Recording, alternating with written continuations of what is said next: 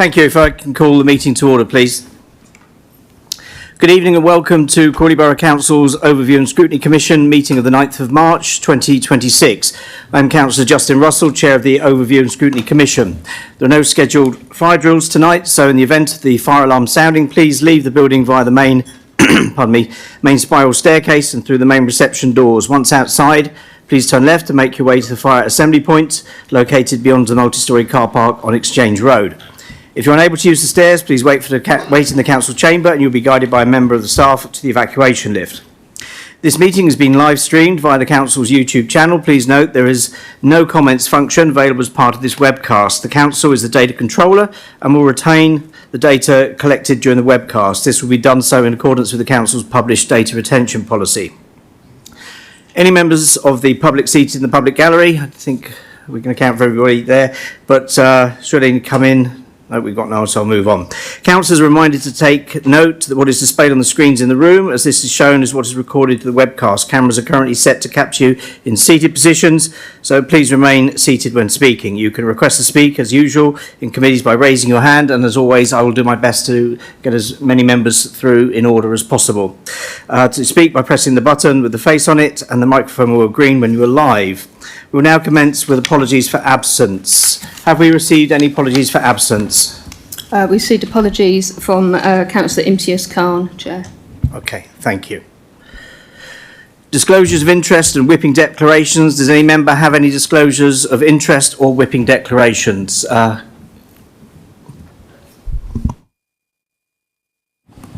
That's it. Non-prejudicial interest. I'm a member of Crawley and Horsham Armed Forces and Veterans Breakfast Club and the Crawley Armed Forces and Veterans Breakfast Club. Councillor Lanza. Thank you, Chair. I declare a personal interest against item 10, Health and Adult Social Care Scrutiny Committee, as a member of West Sussex County Council and Cabinet Member for Public Health and Wellbeing. Oh, thank you, Councillor Elliott.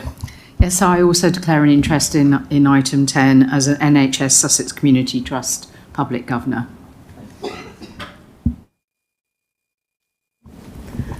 Sorry, Chair. Councillor Hart, can you just confirm your declaration was that against item 5? Could I also declare a non-prejudicial interest in item 5 as well, of having worked and supported the Royal British Legion for over 30 years? Minutes. We now come to the minutes of the last meeting held on the 2nd of February, which do contain exempt items. Does the Commission agree that the minutes are an accurate record of the meeting? Is that agreed? Agreed. I just need to remember not to look to the left. Everyone's here on this side. Okay, thank you. Right, so we move on to public question time. There are no members of the public here, so we will then move on. Okay, so we'll go straight to item 5. Fantastic. We'll start with the Support for Armed Forces report from Georgina Buet, Head of Community Services, Matt Lethbridge, Community Services Manager, and John Dale, Community Development Officer. Councillor Sue Mullins is also in attendance as a Cabinet Member for Community Engagement and Culture, and I'd like to welcome Paul Goodison, Chair of the Crawley and Horsham Armed Forces and Veterans Breakfast Club. I understand Councillor Mullins will introduce the report, and then Paul, you'll say a few words as well. So therefore, Councillor Mullins, please, can you introduce this report? Thank you. Thank you very much, and good evening, everyone. First of all, can I start just by thanking the officers for bringing together this requested report. I think it's very clear, very concise, and really sums up the support we give to the military within our town and further afield, I think, as well. The Civil and Military Partnership Board is facilitated by Crawley Borough Council, and it meets regularly in the Crawley Borough Council chamber and shows a strong partnership and communication at each meeting. The Armed Forces Covenant, which was signed in 2013, we aim to support the Armed Forces community and carry out our moral obligation. Armed Forces Day is led by Crawley Borough Council every year and supported by our partners since 2013. We are able to do this because we have usually managed to secure a small grant from the Ministry of Defence.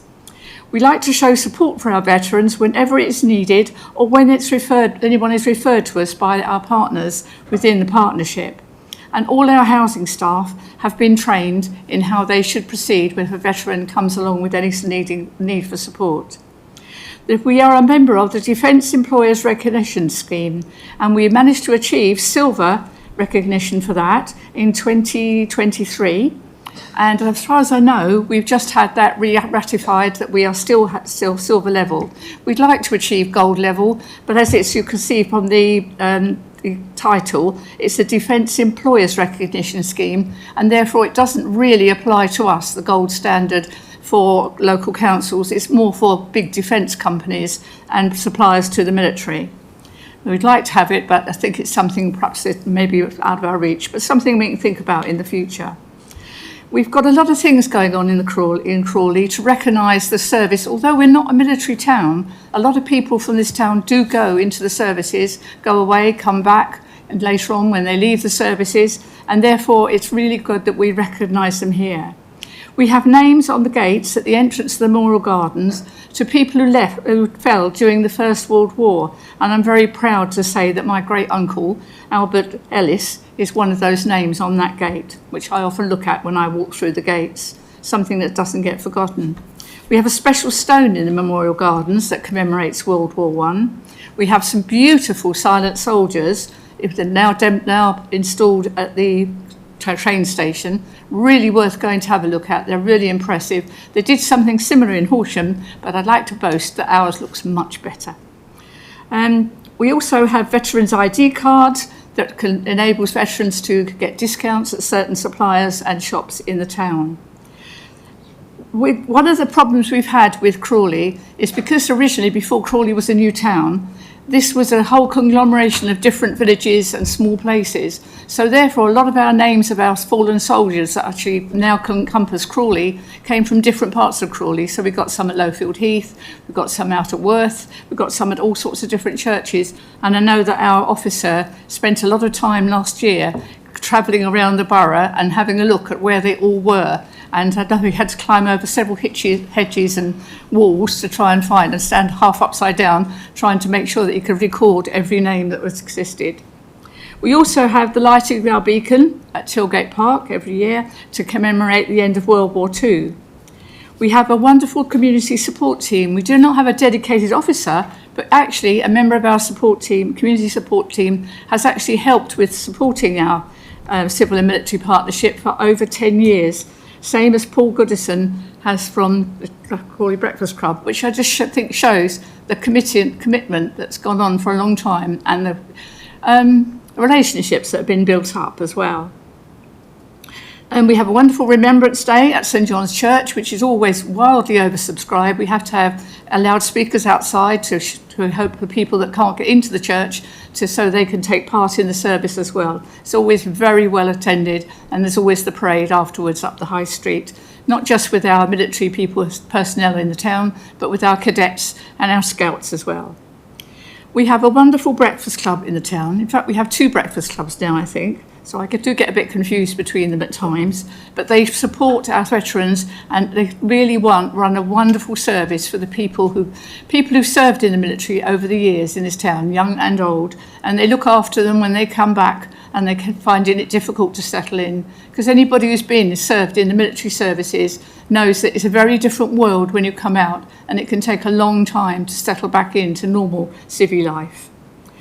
We have a new suggestion on board now this year that's come up, that we should have a mayoral cadet, a cadet who could help support the mayor at certain times during the year, for instance at when the general annual council, at the civic ball, which we don't really have anymore, but something like that, or when at the remembrance service and at the Armed Forces Day. This would be a rotating service, so we could make sure all the cadets get represented at different times. With LGR looming on the horizon, I know there's a lot of concern as to what happens next, but I think we've had such a good long history of service to this town, linking with our veterans and with our military, that we've got a really good way forward are able to go forward and set a good example to whatever the new unitary authority looks like. So we can pair up with the people that will be in that unitary authority to see what they do. And I think we will be able to set a very good example of the sort of work we do within this town. Thank you very much. Thank you very much. Paul Goodison, would you care to say a few words? Yes, thank you very much, Chairman. So I'm Paul Goodison. I'm the chairman of the Crawley and Horsham Armed Forces and Veterans Breakfast Club. We've been existing in Crawley now for just coming up to 7 years. We filled the gap following the, I wouldn't call it the demise, the way that the Royal British Legion manages itself, and so we set ourselves up as a breakfast club, and we've had over 500 members over a period of time. And now there are other breakfast clubs in the town as well, which we work together, coordinating what we do. We're the largest one, basically, because we've been around for a number of years. We sit and work alongside the officers of the council, and we sit on the Crawley Armed Forces and the Crawley Civil Military Partnership Board. We look after all the veterans, well, as many veterans in the community who make themselves aware to us. And we work closely with the council as well. So as an example, the housing officers actually phone our welfare team if they've got a veteran who's comes into their office seeking support and advice. Obviously, the council's following the rules and regulations that it does, but so they ask us if we can help in any way. We have partners throughout the country. These are all the large charities like SAFA and the Royal British Legion and other ones, and we use those and we signpost the individuals to them, but we work closely with the council to try and find accommodation for the veterans that have come to our attention who need accommodation. And as Sue said, the veterans that we see invariably are those ones trying to adjust back into civilian life, and we sort of like act as a guidance to them and point them in the direction of the council wherever required. We work closely with them for the Armed Forces Day, so we put together the parade for John and his team, and we try to encourage local organisations to join and put stands on for the Armed Forces Day. And such was the success of the Armed Forces Days going forward that the chairman of SERFCA 2 years ago said what Crawley was doing for their Armed Forces Day was absolutely perfect for the town of the size that it is. So loads of laudage for that. I also sit on the South East Regional Forces Cadet Association board, which sits mainly in Brighton. But I I work with them on the veteran side of life, and I'm always giving praise for what Crawley Borough Council does for the veteran community. And then the only other thing is, as Sue said, that we managed to get those soldiers that were gifted to us and put on a board which basically demonstrates the fact that soldiers left in the First World War from Crawley near that station.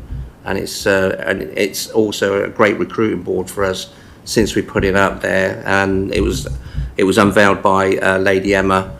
We've had numerous people who didn't realise that we as an organisation existed, and so we've got loads of recruits from that as well, both here in Crawley and Horsham. So that's all I've got to say. Thank you very much. Thank you very much indeed to both yourself, Councillor Sue Mullins and Paul, for what you've said, but also to the officers. I would like to personally thank you for putting that report together. I will say a few words as chair, if I may, and I did share this with Paul just before the meeting. One of the things that struck me coming to Crawley 7-8 years ago was just how well Crawley does work with the armed forces, with veterans and armed forces groups. And to me, as somebody who's been supported the Royal British Legion through my work in schools for over 30 years, I was just very, very pleased to see that. To the point where it felt a bit odd not actually running an act of remembrance this year round, last November, so I was actually out helping at Tesco's collecting money, so it was just great to stay involved in another way.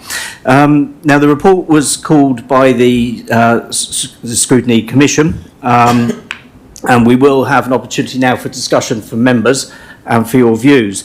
And if you will bear with me, councillors, just for a moment or two, because the report, pardon me, originated from wishing to gain more information on the support and work the council undertakes with its armed forces and future options. And I think, as we can see in that report, it is absolutely phenomenal what is done at the moment. The scrutiny suggestion form was submitted. I put that in under with the agreement of the OSC. There are three. Sorry. As you can see from the report, there's usually, when we have a scrutiny suggestion form, there are three options. First of all, we can just accept the reports, or we can ask for a scrutiny panel, and it is decided, or it can be decided not to proceed with the suggestion. In this instance, at the October meeting, the Commission asked that the report be produced detailing the work undertaken. I'd like to inform the Commission of a few ways in which that previous scrutiny panels have taken place, as in truth most of us were not around when these were taking place. There have been full scrutiny panels, such as held in public, such as the Waste and Recycling Scrutiny Panel, but there are also others, for example, the Climate Change Panel or the Review of Governance Arrangements panels, where while some of the meetings were in public, there were informal discussions that took place, and some interviews were held with CMT, with councillors and other external stakeholders. So, where the Democratic Service officers sitting to my left and the panel members interviewed CMT, councillors and stakeholders informally, and site visits were undertaken and then reported back in public. So there are slightly different approaches that are possible for a scrutiny panel. There are also workshops that took place for the review of governance arrangements, whereby views were sought from councillors and a variety of options. So those are some of the possible background for members moving forward on this. So I'm going to ask, are there any questions? I think, for me, the first thing I would state is that we are not clear at this moment in time, in March 2026, of the situation going ahead in the next 6, 12 months, year, 2 years. And my personal greatest fear is that the wonderful, wonderful work that is done at the moment might be lost if we're not very, very careful. Okay, in that context, I'll open it to the floor. Is there anybody here who would like to speak? Councillor Lanza? Thank you, Chair, and thanks for the presentation, both of you, and congratulations on all the great work you do in support of the armed forces and veterans. I think we do set a good example of that in Crawley, and I would certainly support the establishment of the mayoral cadet position. I think the case is well made in the report. I did have a couple of technical questions. On paragraph 6.5, there's a kind of expression there, although any creation of a Crawley Town Council may mean that the majority will be retained under this new council. As politicians, the word majority has multiple meanings, and I'm really not clear what that is, if that means the majority of the landmass would be, as it were, the geographic area would be. It needs clarifying, I feel, that paragraph, if I may. And the second point is a protocol point on paragraph 5.15. The mayor and the council leader attend Remembrance Day service. I mean, that's correct. They laid 2 wreaths on behalf of the council. I think there's a protocol point here, and I stand to be corrected, but I think it's the case in borough and district councils, which is inconsistent with national practice, but I think it's still the case that the protocol provides for the laying of wreaths by the mayor and the chief executive as head of the paid service, rather than the protocol specifying the leader. Now, leaders can, of course, lay wreaths, but if this report is detailing the protocol, then I think it should be referring to the mayor and the chief executive as head of the paid service. Thank you. 2 technical points. I think, Heather, you were saying that it might be that 6.5, it should read potentially the mayoralty will be retained by the council. Is that correct? If there is a town council, so then, yeah. So is that accepted? That yes, yeah, okay. As the technical details, I would need to seek, in terms of who's laying wreaths, better guidance than I can offer. Hello, yes, just to confirm, yes, you are correct, Councillor Lanza. It would be the Chief Executive as the Head of Paid Service, along with the Mayor. Thank you. Make a point. Oh, sorry. Councillor Hart, you've got your microphone on, sorry. Councillor Mullins? Just want to make a point about the gathering at St John's Church on Remembrance Day. As I said, it's incredibly well attended, and it's also attended by an awful lot of our councillors on both sides take part at that. And it's not just 2 wreaths that get laid, there's dozens and dozens of wreaths that are laid on behalf of all sorts of organisations, including West Sussex County Council.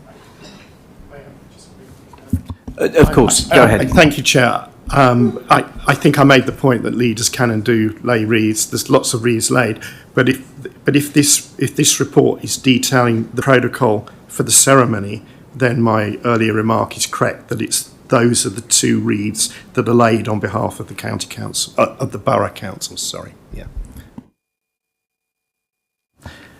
Okay, Councillor Hart, did you want to say something?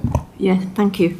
Firstly, I'd like to thank the officers for the report and Councillor Mullins and Paul Goodison for their input as well. All very detailed and it makes you proud to live in Crawley with the support that we have for the veterans within Crawley. With the suggestion of a scrutiny panel, could we possibly look at something that it's not quite so, I dare to use the word regimented, but take a softer option, because nobody within this room, this town, this village, this county, this country knows what's going to happen in 18 months time. So rather than having a full scrutiny panel, is it possible that we could set up some kind of series of meetings with each of the groups that are within the Crawley Military Partnership, and not only to find out and see where Crawley as a council are going, but to see where those different groups of the military are looking at going? What are they looking at for the future when Crawley Borough Council is no longer Crawley Borough Council?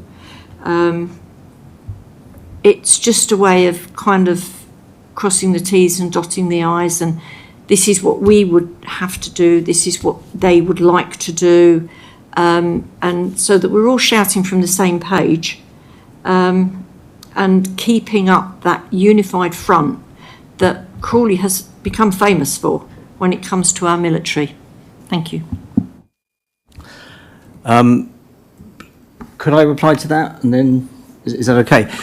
Just very quickly, it's my understanding, I've had several discussions on this, it would technically need to formally be a panel, but it can manifest itself in a far lighter touch way, albeit I did read a script, as I described earlier. So, I mean, for me personally, but you know, it's what the meeting wants, I think that would be ideal when we have a little bit more clarity, that we recommend that a panel be looked at in June, when we've got obviously a different OSC, and the scoping and the organisation of that be set up, and hopefully, who knows, hopefully we'll have greater clarity on LGR and what we may be going ahead in terms of a possible town council as well. And then at that moment in time, it could be that it's then taken forward with some meetings with partners that are represented here to make sure that we don't lose the golden work that's done, technically silver, but it is a gold standard, but the amazing work that's done. So if the meeting wants to, we can set one up for June, and the scoping will be down to the OSC meeting in June. Yes, it's really to reiterate what Councillor Hart has just said, and the personal concerns I have in terms of timing. So I absolutely support the mayoral cadet position. I think this is absolutely a wonderful thing to do. and a place for Crawley to be, because we're very good at supporting the military, but the timing is not perfect, shall we say, and therefore I think it is something we do need to look at. Thank you. Suboptimal barely covers it, but yes, in terms of the timing. Are there any other comments or thoughts from the floor? Okay, so all committee members have had the opportunity to speak. So I would thank you all for, as I've said already, thank you very much for the report and the discussions we've had.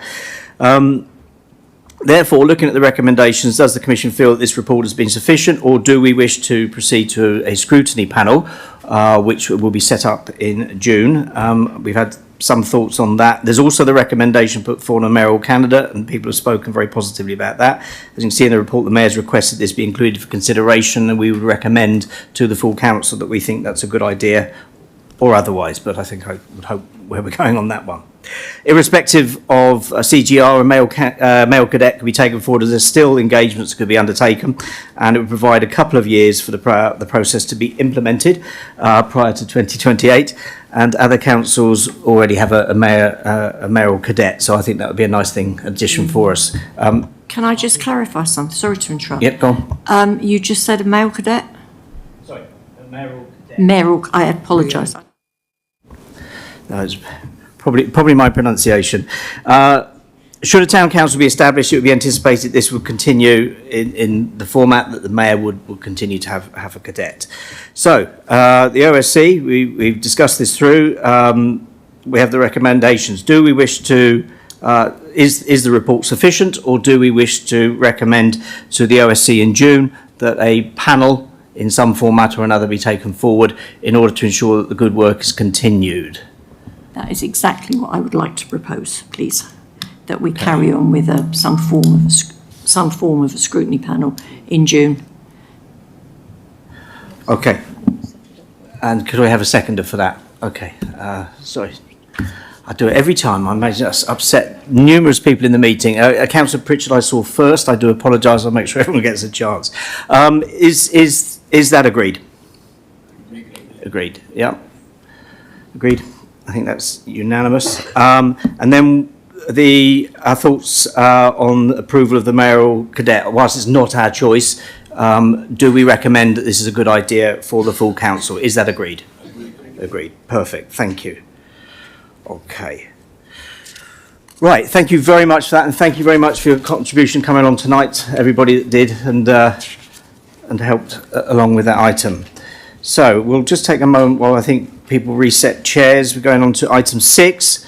I will read ahead while people are moving. So we're going to move on to the Climate Emergency Action Plan presentation from Clem Smith, Head of Economy and Planning, along with Phil Morris, Sustainability Officer.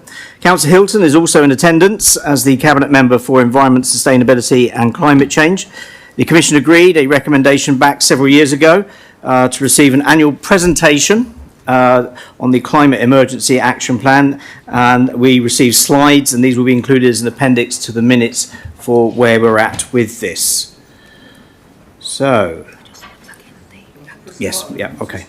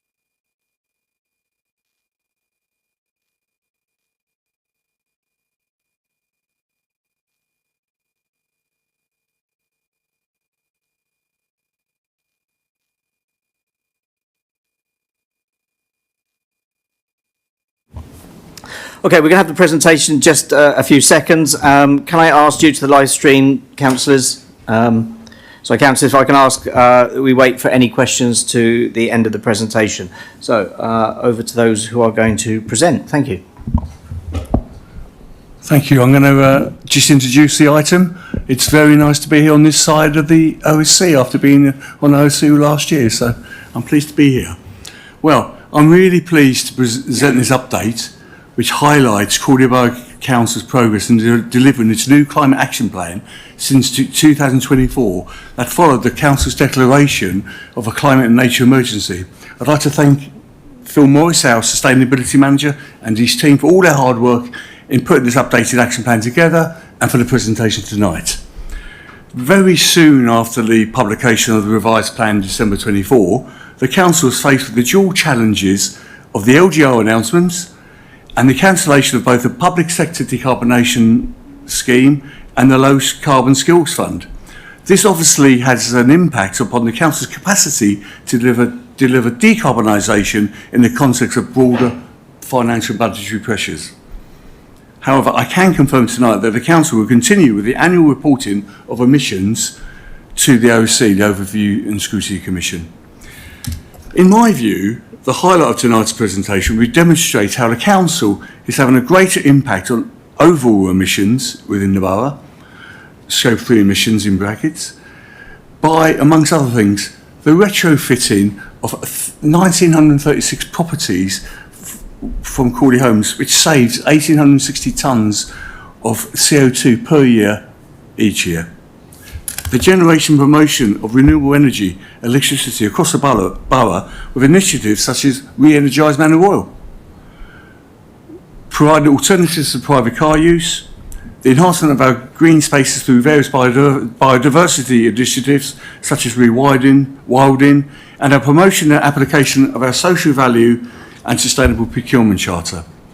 Last year in October, we had a visit from UK 100, and it really was able to showcase some of our projects that Crawley Borough have been involved with that have been a benefit for both businesses and residents through low energy bills, better public transport links and cleaner air, while helping some of our more vulnerable residents with the challenges of very hot summers, fuel poverty and energy security, which is quite a contemporary issue at the moment. Thank you very much, and I'll hand over to Phil.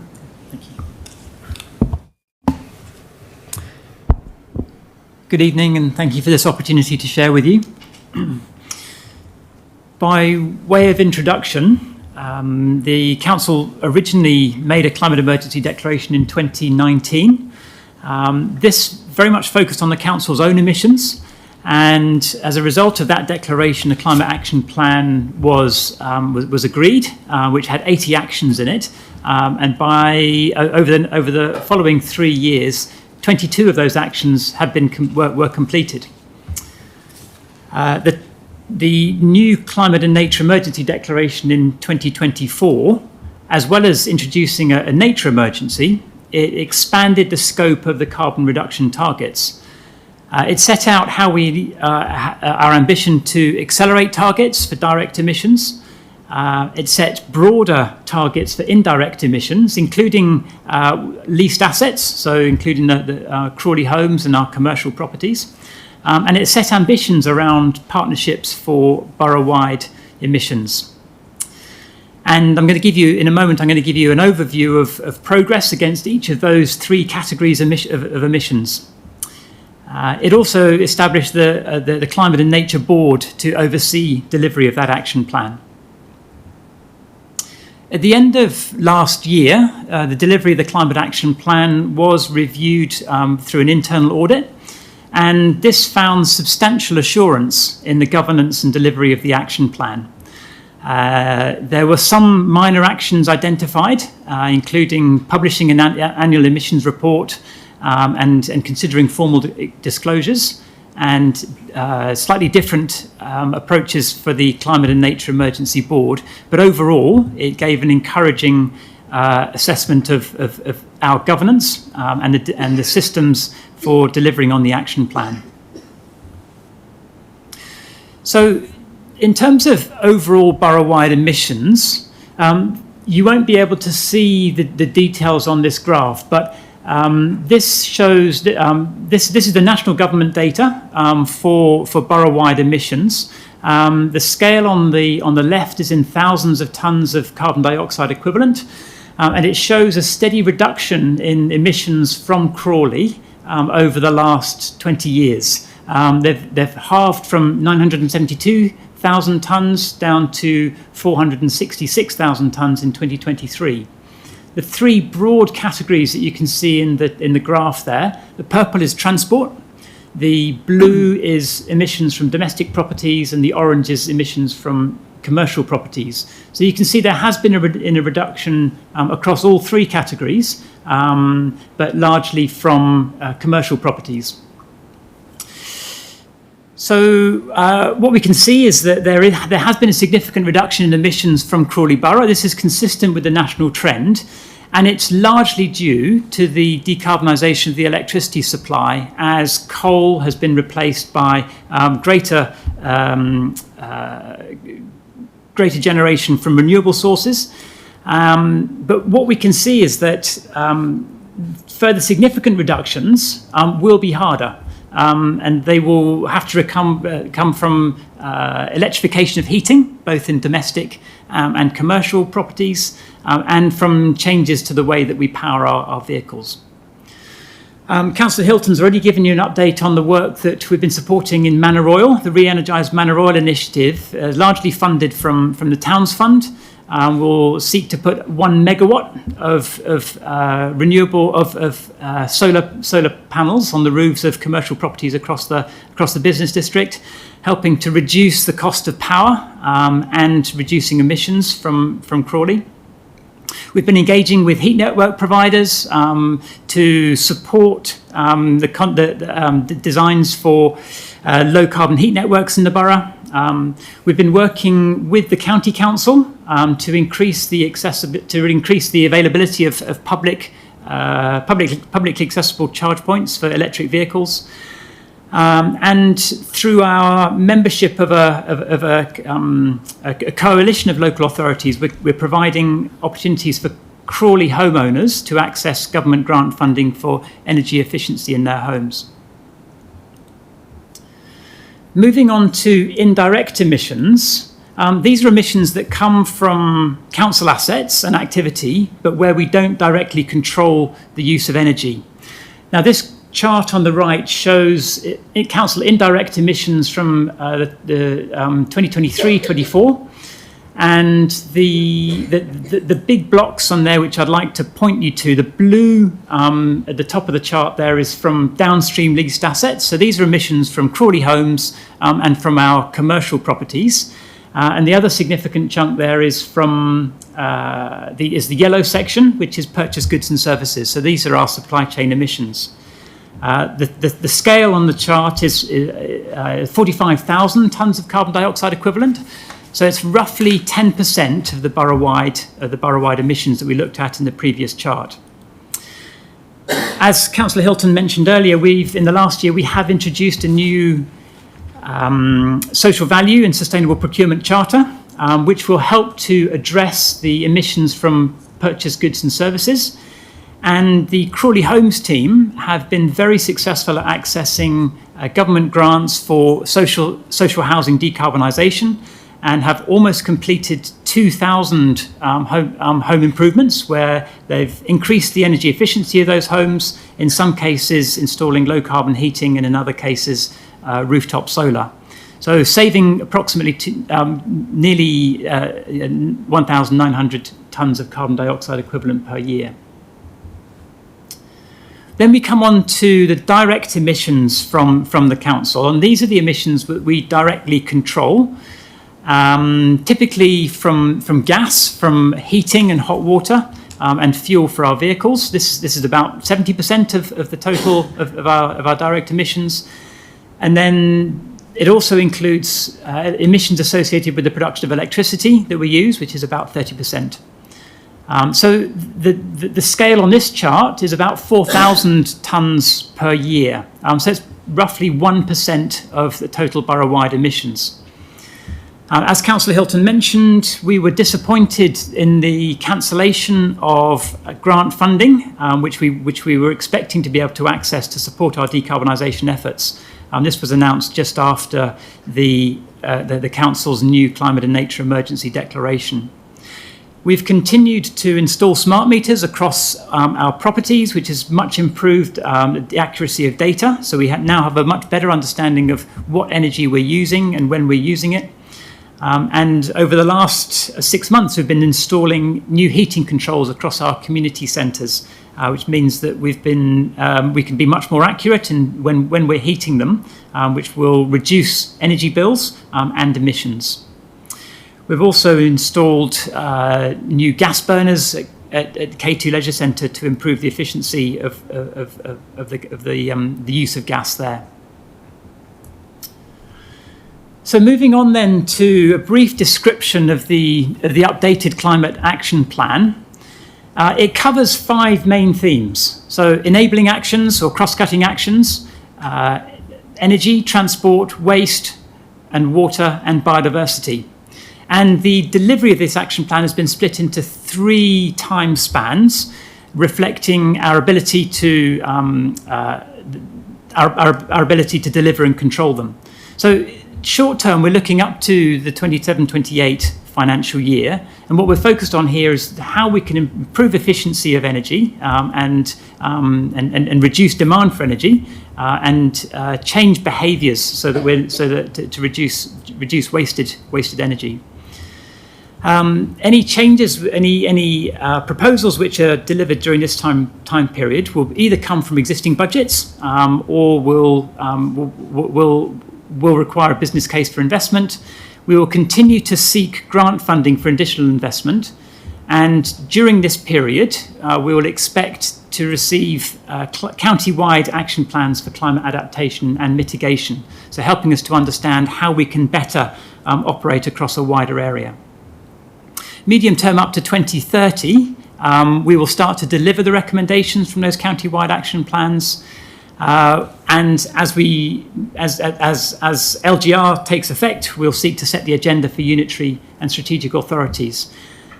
A really key part of reducing our emissions over that period of time will be heat decarbonisation at K2. Longer term, up to 2045, we see that heat networks will play a very important part in reducing energy consumption and emissions from domestic and commercial properties. And we will seek to fully reduce emissions from our fleet vehicles. So here's a forecast of emissions reduction of how our direct emissions will reduce over the coming years. So on the left-hand chart, left-hand column, you can see emissions from last year, almost 4,000 tonnes. Next year, we're expecting a reduction of around 15%. By 2030, we're expecting a 60% reduction, and then to 2035, we're expecting 85% reductions in our direct emissions. A little bit of detail on that chart talks about targeted actions for the next year. This includes ongoing energy efficiency and temperature control, heat decarbonisation measures, the introduction of biodiesel or HVO, hydro-treated vegetable oil for the waste fleet, if funds allow. We're also planning new solar installations, telematics for fleet vehicles to track fuel consumption and driver behaviour, and also ongoing training, carbon literacy and technical training where it's needed to help all members of the council understand what part they can play. So in summary, for the reasons that we've talked about, particularly around reductions in grant funding available, the 2030 net zero target will be harder to achieve without additional funding. But we believe that we've set out a pathway for both achieving that as quickly as possible within budgets, but also being ready if additional grant funding becomes available. What we can see is that focusing on borough-wide decarbonisation will have the greatest impact on emissions across the borough, but it will also help to reduce the cost of energy for commercial businesses and for private residents. We will also start to see co-benefits of climate action. And these include, as I've just mentioned, lower fuel bills for residents and businesses, but also improved air quality and associated public health, and greater energy security. What will need to become more of a priority in coming years is climate adaptation. Now, we can see that the climate is already changing, and early indications from the county-wide climate adaptation plans suggest that Crawley is significantly at risk from surface water flooding, and also from heat. And so this we'll need to start to understand quite quickly how we incorporate recommendations from that action plan into the work of this council. Thank you very much.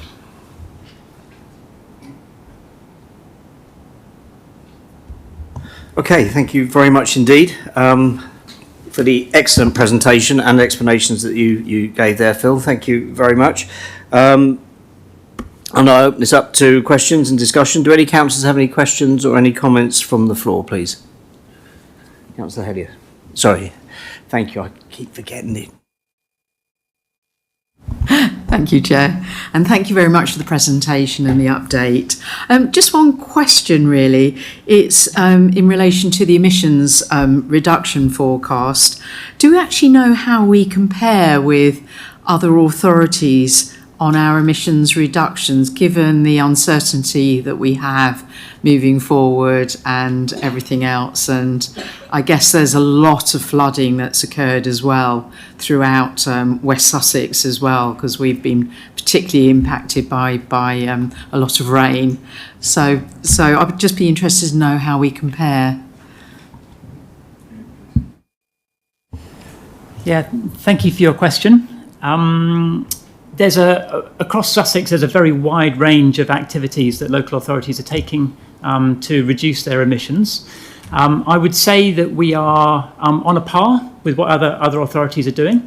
I think Crawley's approach has been more ambitious. We're one of few authorities that has set borough-wide targets for emissions reduction. And on the actions that we're expecting to take effect in the coming year, particularly the introduction of biodiesel for our waste collection fleet. That's one action that some other authorities have already taken, and that will bring us up to speed. And I think our actions will then be very comparable with what other local authorities are doing. In terms of climate adaptation, the emerging the picture that's coming out of the work that's being done now suggests that the biggest adaptation threat facing West Sussex as a whole is probably coastal and river flooding. That's obviously less of an issue for Crawley, but it suggests that surface water flooding is it will be a significant risk for our borough. And also that we have significant numbers of vulnerable residents who need to be protected from extreme heat. So I think those will be the areas that we'll need to be focusing on. Thank you.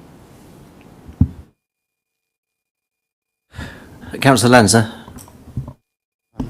Yep, thank you, Chair. Thank you both for an excellent presentation and congratulations on the progress made. It's very clear from the presentation. It's impressive, and of course, a lot of this work did indeed originate from a scrutiny panel, didn't it? So we can be quite proud of that on the Overview and Scrutiny Commission. My question is part political, part technical, so I think it goes to Councillor Hilton first. But there's a later report on today's agenda, the Corporate Peer Challenge, which references the churn and the loss of experienced councillors and new councillors coming on, and so some corporate knowledge being lost and new viewpoints coming onto the council. So if you think of some political viewpoints, there's Just Stop Oil or views similar to that, and clearly one cannot just stop oil before there's an alternative in place. You know, for example, if you've got a generator powered by oil, you can't just switch it off until you've got an alternative. At the other end of that scale, you have a viewpoint of total climate change denial. Yeah. Now, I know and I agree that it's overwhelmingly the view of the scientific community that climate change is real, and I support that. It's very, very clear cut. But the continued success of this initiative requires the continued political leadership, and referring to the churn in councillors again. What are your thoughts about how to ensure that political leadership is continued, perhaps through the supporting evidence-based decision-making through the member induction programme? We see and hear a lot of statistics about impacts at a national level.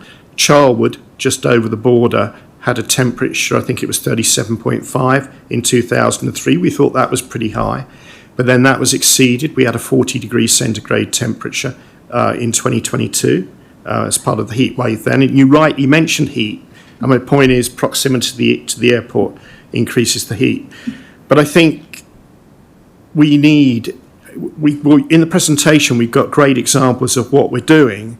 I think what we need to support evidence-based decision-making amongst the new councillor community, whatever that looks like, is examples of impacts, hard examples of impacts at a more localised level, and what would happen if we weren't doing what we're doing. I'll take it first and then bring in Phil at some point. I think Phil, in his first question, talks about how things locally, and I think the thing about vulnerable people in summers is a good example of how climate's affecting us.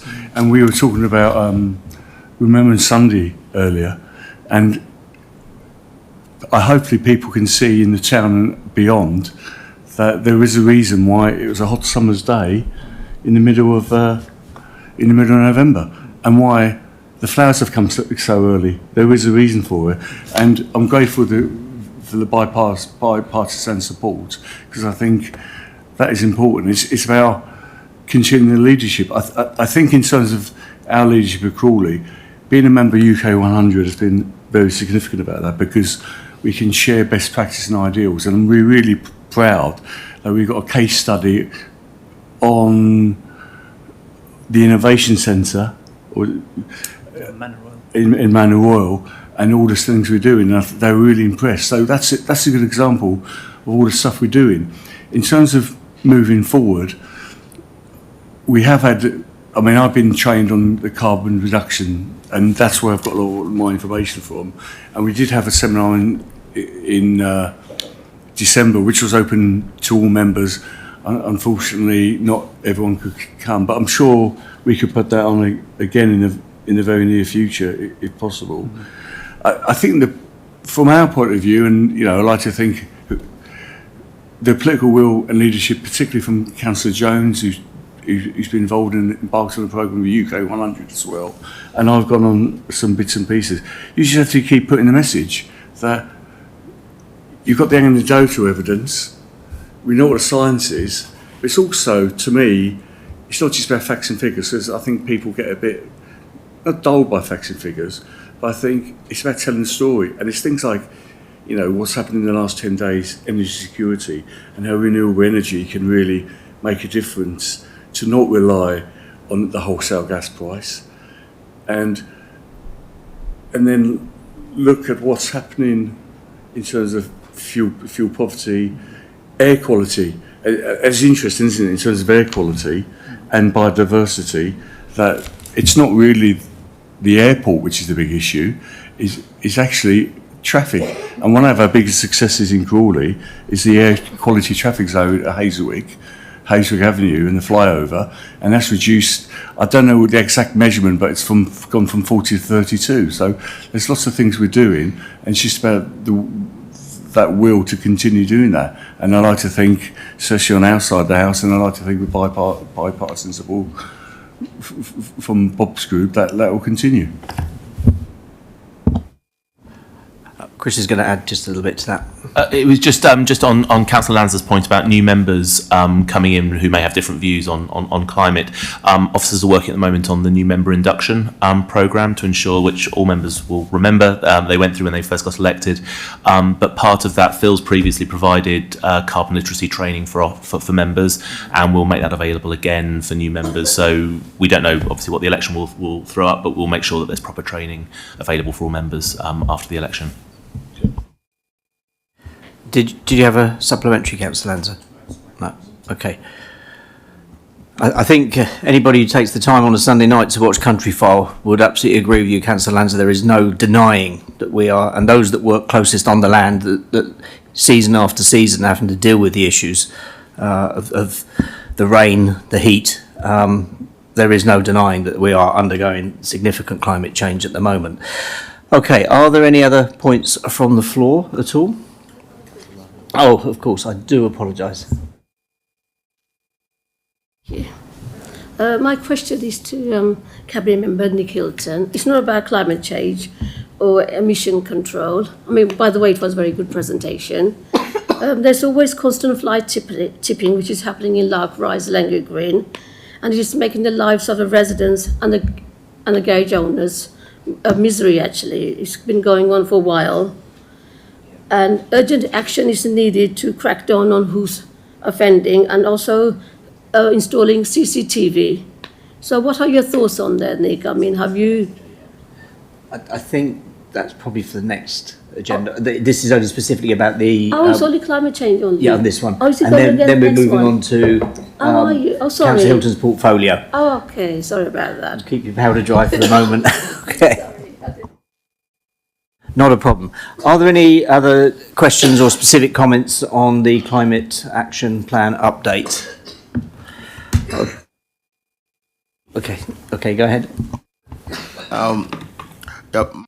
Sorry, my question is, you mentioned about during the reduction in the CO2 emission in Crawley that has gone down, and you also mentioned the fact that you have these electric charging points around.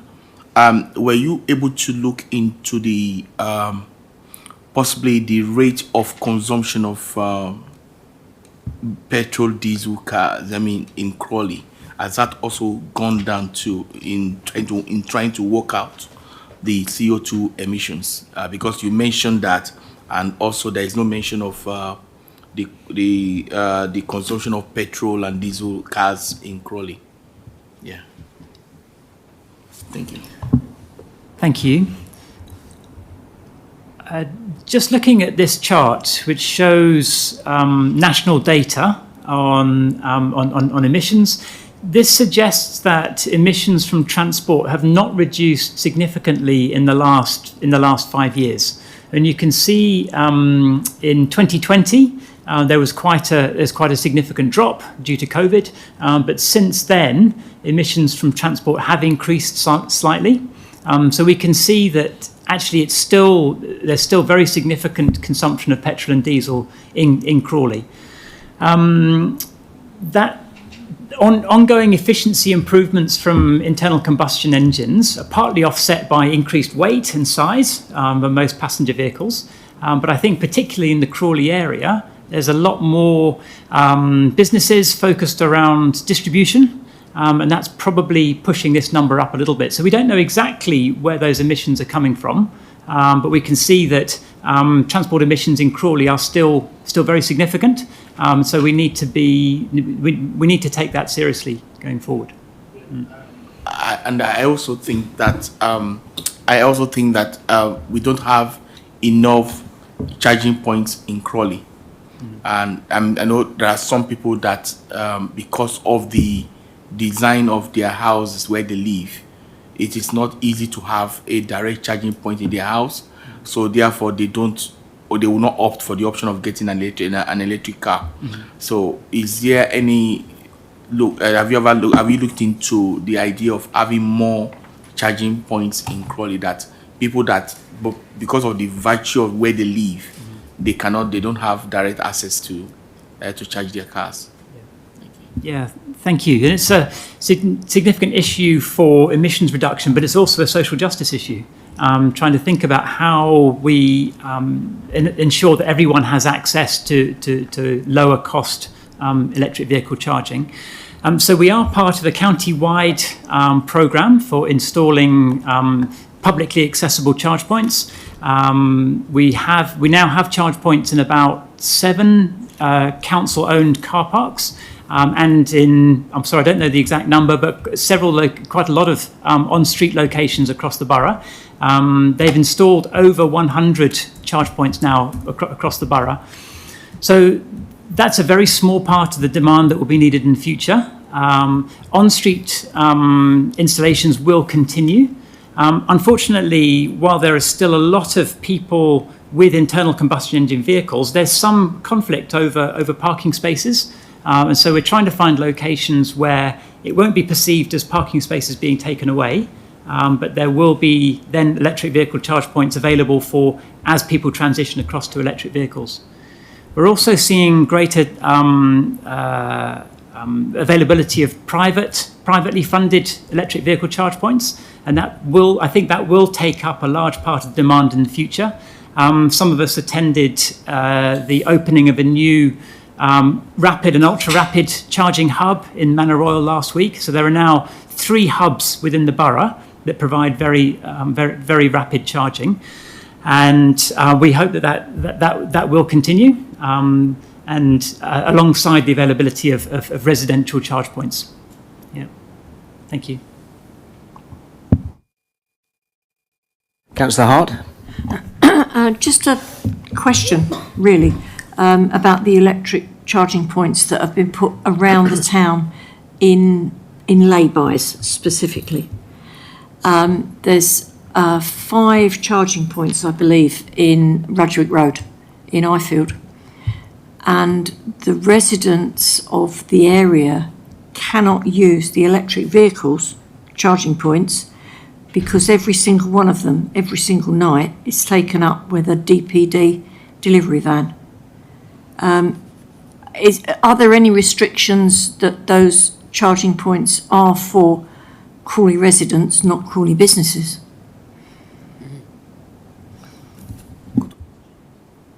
Unfortunately, they are publicly accessible. The program, the on-street charging program, is led by West Sussex County Council, and the Borough Council is not directly involved. But they are publicly accessible, and so there wouldn't be any preferential access for residents. The West Sussex, the highways team who manage that programme are very accessible. So I would suggest that if residents are expressing concerns, that contact details can be given to them so that they can either raise it with the team or request additional charge points in other locations nearby. Thank you. Sorry, could I just check, because I missed, you were talking about DPD vehicles that are not charging, they're just using the space, or are they charging? Right, okay, but it means obviously residents can't. But it means that that they're putting them in for the residents, and the residents aren't getting a look in. Understood. Okay, were there any other comments or questions from the floor? Right, all committees have now had the opportunity to speak. And thank you very much indeed for the presentation, the very thorough answers. I move that the Commission is asked to note the update and request that the views expressed during the presentation and any actions are acknowledged and documented by officers.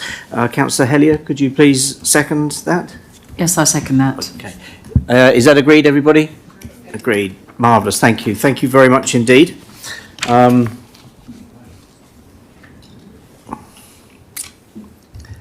the excitement begins.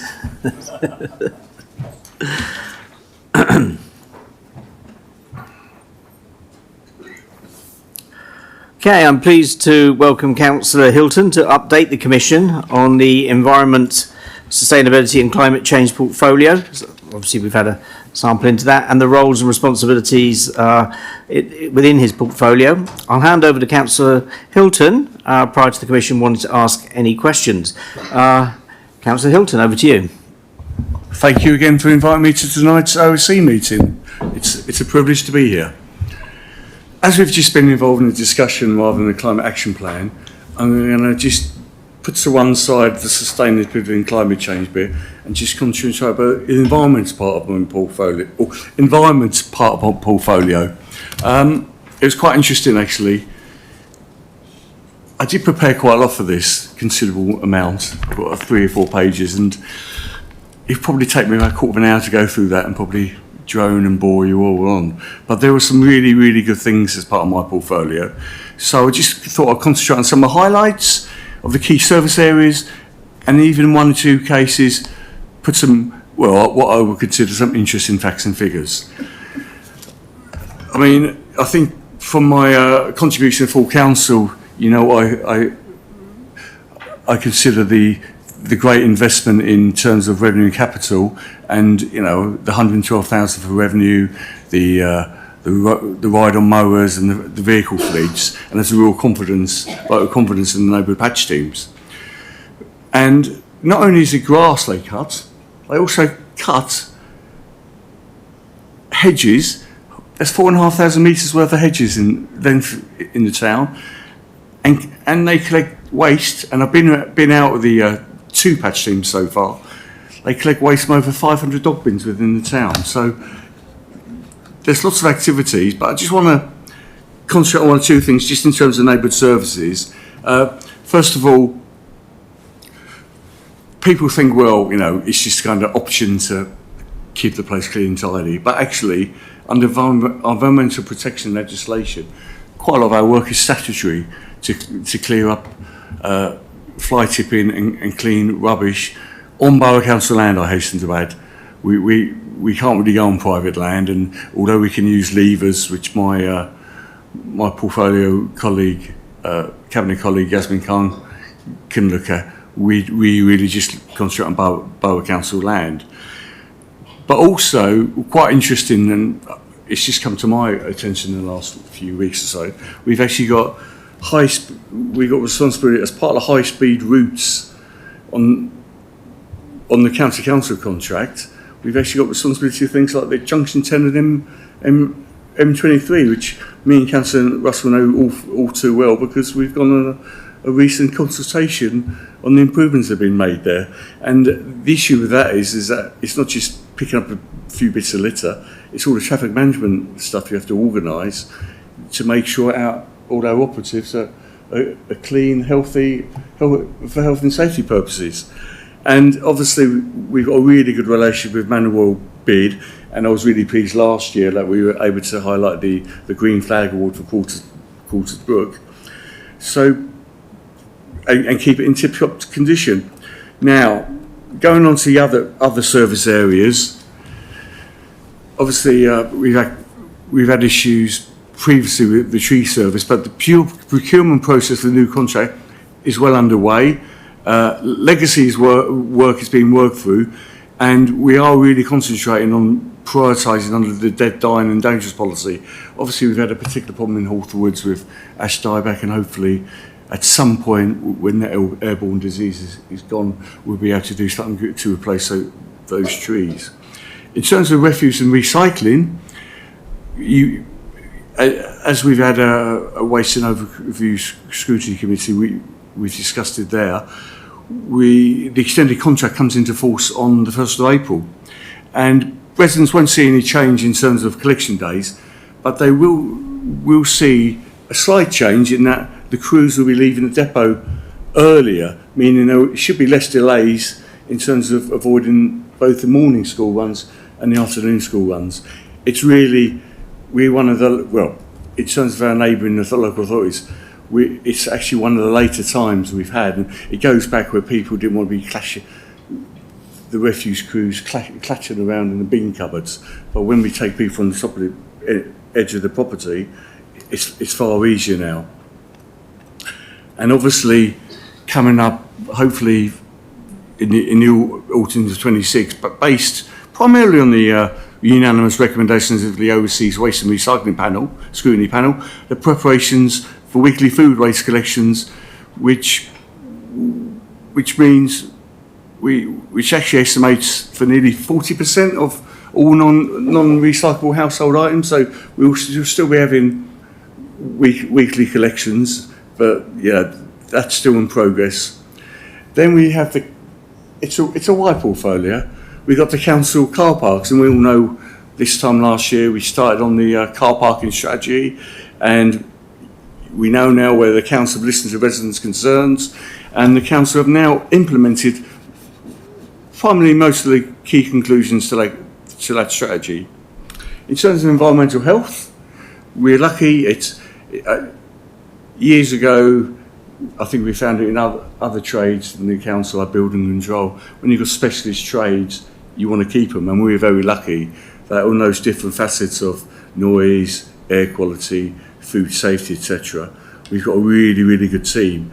And we've had a recent restructure which hopefully makes us responsive and flexible, not just in terms of environmental health, but also poor health. But I should just mention a new innovation we've got. We've got a noise app, which will help, when people have noise complaints, because it's primarily because it'll be contemporaneous and it'll be used for evidential purposes. So it's something which, you can't always do things on the night, but going back with the noise app and monitoring the situation, if there's particular noise issues, we can deal with it. And I think we work very closely with Crawley Homes as well on their antisocial behaviour team. And port health is still another part of my portfolio, is still providing excellent service. One place I need to go up and see, we'll be going visiting soon. The important thing for us is that it's very competitive, the fees with Gatwick Airport, but it's an international and national thing where we deal with imports and exports from all over the country, and our aim is really to make it as cost neutral as possible. But because I don't think the council taxpayers of Crawley, Cordoba should subsidise everyone within the nation on such an important service, which is for the food safety and health and safety. And finally, cemeteries, and obviously mentioned at full council, but I am really pleased about our council making a long-term investment by using real economies of scale. We could have just gone for the 10-year option, but we may not be here in mind and body, but in 30 years' time there will be a cemetery which will be one of our lasting legacies as a borough council. So, and I think it will be a fitting tribute to the families and for the communities who are an integral part of this town. So I'm happy to take questions. I could go through this, but I won't. I think I've gone through enough, so thank you very much for your time. That's brilliant. Thank you very much, Councillor Hilton, and obviously a very busy and wide-ranging portfolio. Are there any questions or points from the floor? Thank you. Councillor Hellier. Thank you, Councillor Hilton. That's very informative. You alluded to the street scene and the responsibilities of cleaning up, and that you can't go on private land on that. There are some areas in Crawley whereby there has been a lot of litter there, and it has been there for, quite frankly, years, that we really need to do something about. So I'll give an example. I do a lot of walking and running around Crawley, so I do see things probably more than most people. But outside the Snooty Fox, as an example, you go outside there, and there is a lot of litter, and it has been there for a long time. Now, I'm not sure it's council land, I'm not sure it's railway land, I'm not sure it belongs to the Snooty Fox, but the reality is that it's been there for a long time. And it's not alone, there are areas of Crawley where this is like, it's like this. And the one thing I think that residents would like to see is that areas that do need a little bit of TLC, that we actually look at those. I think we're very good at getting some areas sort of clean and tidy, and they look really good, and other areas I think we just seem to kind of leave. So I would like to see some way that we could, if it's not our land, enforce something to get the litter cleaned up. That's just an example of one place. I could name quite a lot across Crawley. I'll come in first, and then if you want to add to that, Georgina, please do. From my experience of going through with the patch teams, both in the east where I represent in Poundal North and Forge Wood, the teams are aware of particular hotspots. I'll give you one example. The garages, in the garage blocks, they know where to go. And the great thing about being in-house is they can be quite flexible on where they go and where they do. So, on the whole, I'm surprised there's particular hotspots. Do you mean the Twitton by the Stooty Fox or the grassed area in front of the Stooty Fox? It's literally opposite the railway station. It's we're showcasing Crawley at Three Bridges Station with a lot of litter, basically. Yeah. And I think we do need to look around that area as an example. And it's not my ward, but it is an area that I think we can look, particularly the litter, tidy it up, look at what's been there for a long time. Well, and actually, you know, if people's impression of us at Crawley is get off the train and this is what they see, it's not the best showcase for Crawley. Knowing the patch team as I do, I'm sure I do regular visits, but we can have a look. And I do hear from the patch teams that as soon as they put clear stuff up, it goes down again. So perhaps there should be other more physical ways of stopping that litter being picked up in the first place. For instance, last week, there's a particular problem with a lay-by on the A23 at Lowfield Heath.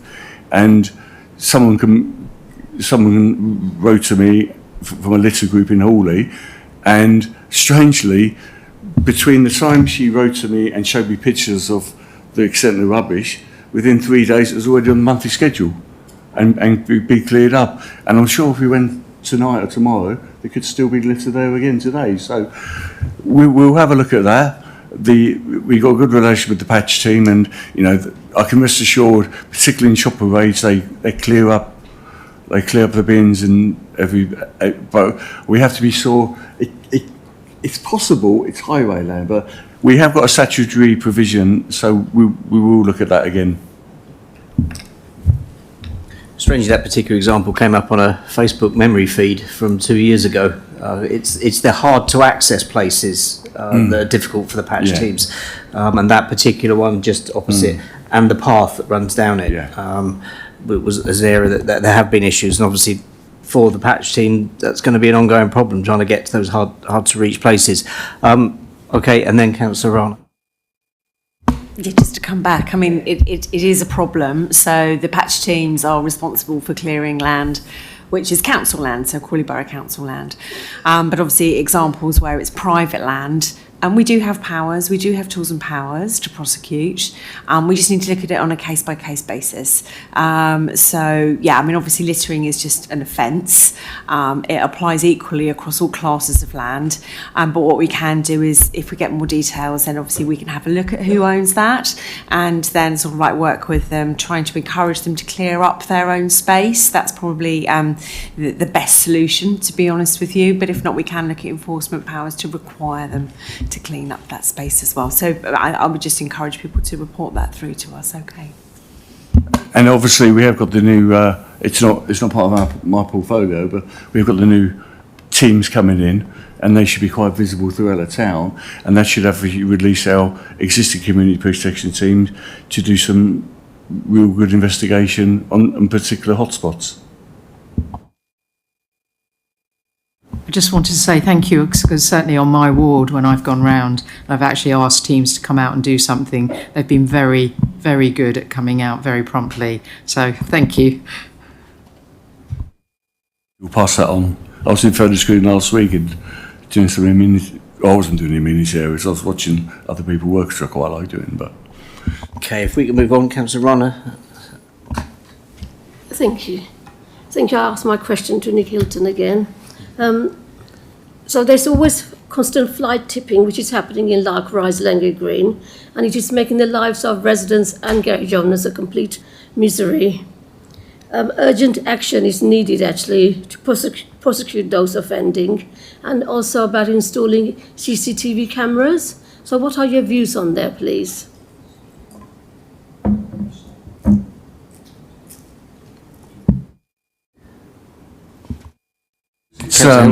Goes into Councillor Khan's portfolio.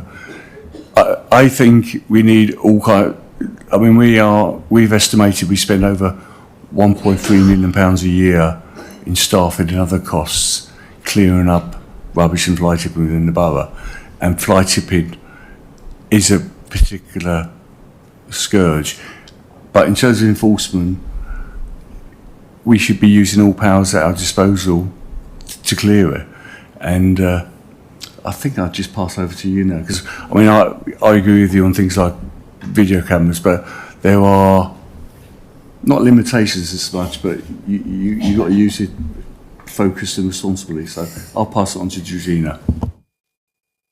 Hello, good evening. So the first and foremost thing that's really important in situations like that is that residents report it directly to us, the council. It's fundamentally important. Obviously, we do pick up things from social media, but by reporting it through to the council, we've got the person's name, we've got their address, we can go and talk to them, we can go and find out more investigative opportunities, where it's happening. I've seen some of the issues, but that's so important. So that's the first thing, please.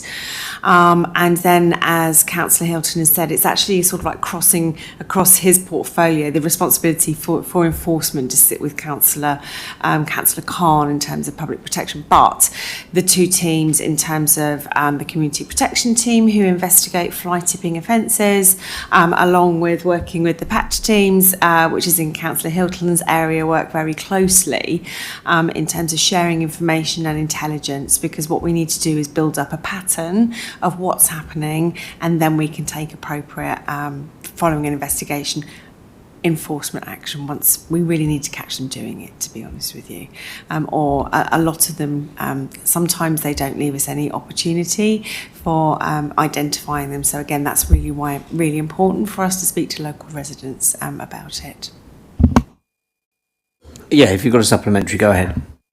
I mean, it has been reported quite a few times, and that's why, that's why the person responsible, he keeps doing it again and again because he knows nothing is happening. He's not been prosecuted. There is obviously a balance to be struck between clearing it away quickly and making sure there is enforcement. I did live in a London borough for some time where the speed with which things were cleared away from a fly tip, you wondered if they were ever enforced. But that, yes, I'll go over to you on.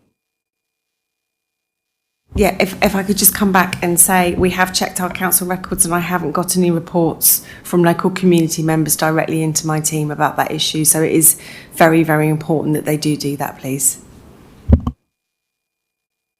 You said, I think that's a message that we all must take away as councillors, that we say to our residents and people, report it, because that builds up the pattern. That means the overview's there. Banging it up on Facebook doesn't help. Councillor Hilton.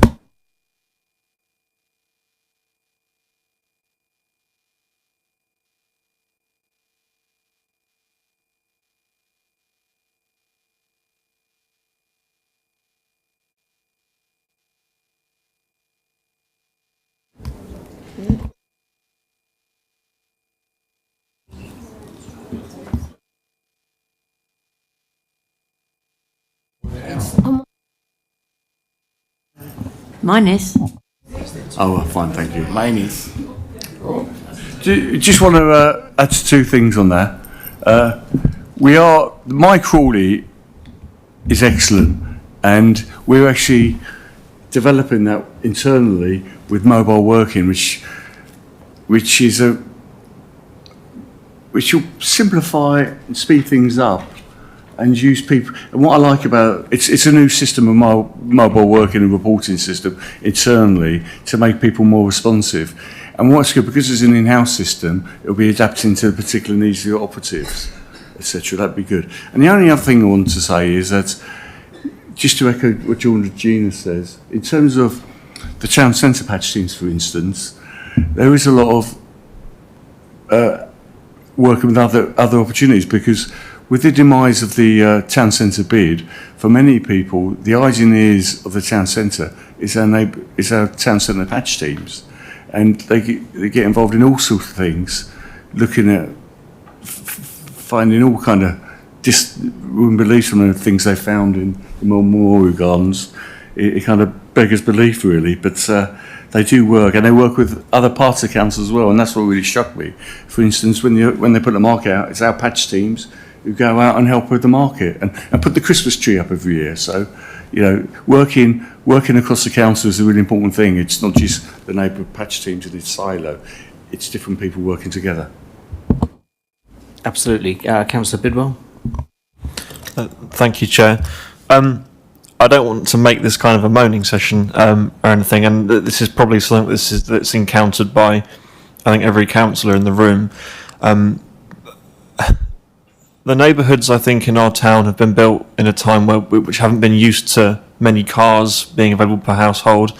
I think what we're seeing is a lot of destruction of land around areas, you know, grass verges sort of thing, because of, you know, many cars per household, where people are going to park. It's a town-wide and maybe outside of the town-wide issue, but what kind of solutions do you think that we could be looking to implement to try and combat maybe having multiple cars per household? Again, this kind of stretches into Councillor Khan's portfolio, but I think if we can keep the verges as much as we can, it does look really good. But I think certain neighbourhoods, you know, the one you represent, they are quite close. But what's interesting is in one of your streets, when the county council actually spend thousands of pounds putting in extra lay-bys, there's actually crossovers put in, which kind of nullified the effect of those. It's not straightforward, because even putting those, what are those little fences called?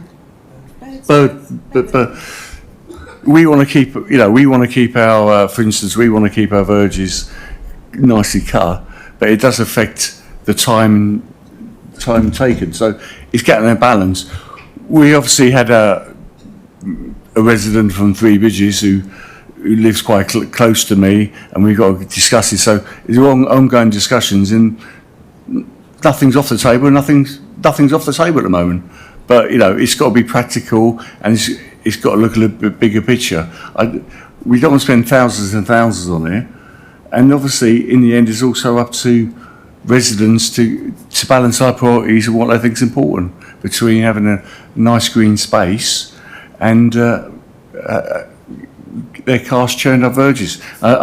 You can't always have your cake and eat it, but if we can look at different ways to combat it, let's look at different ways of combating it. It's also delivery vehicles as well that ride up across the double yellow lines, and you know, again, that may be some down to the way we're changing our shopping habits. Okay. Well, thank you, Chairman, and thank you, Councillor Hilton and Georgina. Nice to see you today. My statement will be as the build up to what he has said. I'm representing. I'm from Tilgate, and it's a notorious area for this problem of parking. And most of the emails I get is about parking issues in Tilgate, and it seems like the neighbors are powerless in terms of when people actually break the rules, parking rules, and there is nothing can be done about it. I've had some residents who have actually erected protection for the verges themselves to prevent cars parking over the verges. But eventually some cars will drive over that protection and destroy it. Is there any way we can have enforcement rules in Crawley that if you break this rule, as long as there's a video, like kind of evidence, a picture evidence that you parked on verges, or you park in front of somebody's house? Because sometimes people call me that, oh, somebody has parked in front of their driveway, and nothing can be done about it. There is no rule against it. If we have this camera enforcement, not strictly, I know it will be more expensive to erect cameras all over the place, but if people can present evidence that you have parked wrongly in the street, and there's a picture evidence of that, that driver will be fined. And if people start getting fines for parking wrongly all across the area, that behavior will stop. But right now, nobody's enforcing any rule, any parking rule in Crawley at the moment. And if I've called the council, I was told I should call the West Sussex Council, or I'll get passed here and there. Thank you. Okay, once we've had that answer, I've got one more question, I think, from Councillor Lanza, because we have still got quite a few items to get on with through the agenda. Do we have a response to the grass verges and what we do and how to... Bear in mind, we've just invested in some more wide-on mowers. I would hate to think the people of Crawley, we've got all these churned up grass verges throughout. It is an issue, but there's lots of grass verges and grass areas which are neatly, and people do look after. 3 things I would say on that. Firstly, the county council. They are county council verges, and although we have the contract to cut those verges, it is not our land, and they have a responsibility to look at it as well. Secondly, it's not really. It's part of. It's a cross-portfolio thing with my colleague Councillor Asby Khan. And fourthly, as myself and Councillor Russell know, the local PCSO we have in our ward is extremely active about poor parking, and we'll take action, and we'll keep an intel base. So there is also the option of going to reporting to the police and the PCSO, have a relationship with PCSO, and go from there. We have, and I've got every confidence that if there's particularly poor parking, it will be dealt with. Councillor Lanza. Thank you, Chair. The government launched a consultation on a subject called Pavement Parking Options for Change, and it published the results of that consultation on the 8th of January. And I appreciate your comments about the County Council quite possibly being a principal consultee in that effort. But nevertheless, I just wondered to what extent we engaged, or even indirectly, with that review by passing our comments to the County Council regarding the protection of pavements. And although I said pavement parking, you can read into that verge parking as well, it's both. But it's quite an important consultation. It's been in the news, it's been on television. I just wondered to what extent we engaged either directly in that consultation or indirectly via the County Council, and how we're remaining abreast of the progress that the government is making with that policy initiative. Thank you, Councillor Lanza. I can confirm that I was aware of the pavement in consultation, and I know he believes it relates to grass verges. But in terms of, again, I don't believe it will become part of my portfolio, so I'm not entirely sure.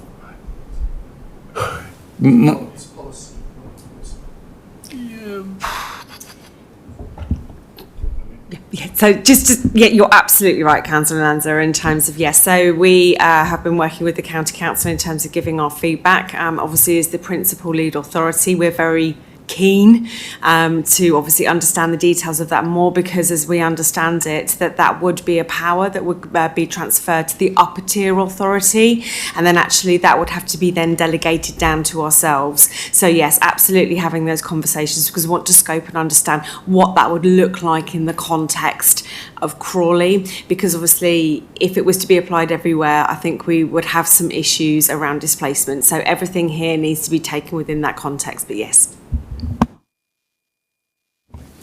Okay, excellent. Are there any other points? Okay, right. Thank you very much, Councillor Hilton, for attending and for giving us the opportunity for the questions, and for the officers as well for helping out with a very interesting discussion, and for your attendance tonight. So thank you very much indeed. So we're now going to move on to item 8, which is the Community Infrastructure Levy, SIL. And a report. I will carry on while people change seats, if that's okay. We'll now consider the SIL Strategic Infrastructure Strand Review report from Councillor Nawaz, Cabinet Member for Planning and Economic Development, Clem Smith, Head of Economy and Planning, and Nigel Tidy, Regeneration Programme Manager.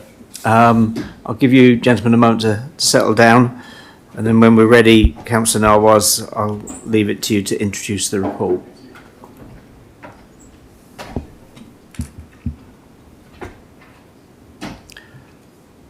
Okay, over to you, Councillor Narwas.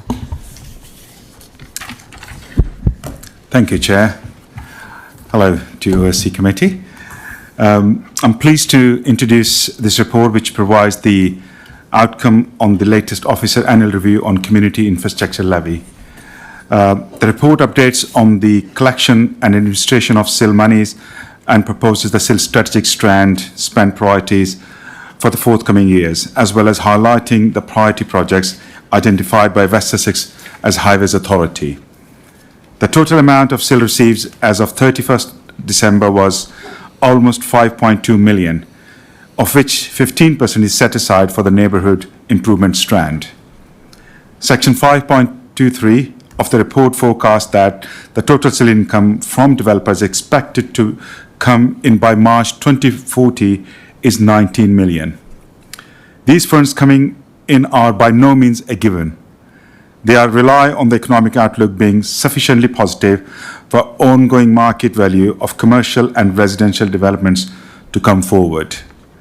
The report is seeking Cabinet approval for the strategic infrastructure spend priorities 2026-2029, as set out in section 5.4 of this report. The three priority schemes are listed are Three Bridges Station Improvement Project, Crawley Avenue, Northgate Avenue improvements as Hazelwick Roundabout, and Tashmore Junction improvements. All three of these schemes are considered critical or essential for delivery to facilitate Crawley's ongoing population and economic growth. West Sussex County Council Highways team consider the Hazelwick Roundabout and Tashmore Junction improvements to be the top priorities for highways investment, hence why these are prioritised. Delivery of the Three Bridges Station Improvement Scheme is one of the remaining priorities for delivery for both West Sussex County Council and Crawley Borough Council as part of the Crawley Growth Programme. An additional £535,608 of SIL funds for the Three Bridges Station Improvement Scheme are being sought for ring fencing compared to previously set in 2025. This is in view of an increase in the budget required to deliver the scheme due to significant inflation in construction cost since the budget was originally formed in 2018 and due to the requirements of the railway authorities. The rest of the budget required for the scheme is coming entirely from existing funds that are already within the Crawley Growth Programme. Table 4 of the report provides a list of infrastructure projects which will be in the future seek SIL strategic infrastructure strand allocations. These includes motorway junction improvements at both junctions 10 and 11, which are mandatory requirements from National Highways in return for their support for the Crawley local plan, which was approved previously. There are also funds to be set aside for cycle route delivery required by West Sussex Highways and for early years and education facilities. Finally, the report review provides a lighter touch update on neighbourhood improvement strand and the fact that resources from that strand continue to be allocated to enable delivery for the unsupervised play improvement programme. Colleagues, members, this is my introduction to this report. I have officer present with me this evening who will be able to help respond to any question that you might have. Thank you. Okay, brilliant. Thank you very much, Councillor Narwas, for the report. And I'll open this up now for questions and discussion. Do any councillors have any questions or observations from the floor?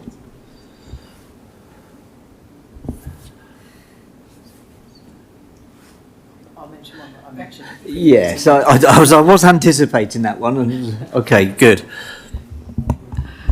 Thank you very much for the update. I appreciate it. One of the things that I raised when we had the pre-meeting was in relation to the Three Bridges strand and the Crabbit Park development that has come out sort of subsequently of 2,000 homes. So looking at the monies that we're looking to set aside for these improvements, I did comment to Clem that I thought that it definitely wouldn't be enough money and that there would be issues in terms of people from that part of outside Crawley, which is obviously outside our district, would would drive in. We're looking to narrow the road structure. We're looking to take everything to the square about and Furnace Green in terms of improvements. And I can see there being a log jam of traffic in the area, and that would need revisiting as well. So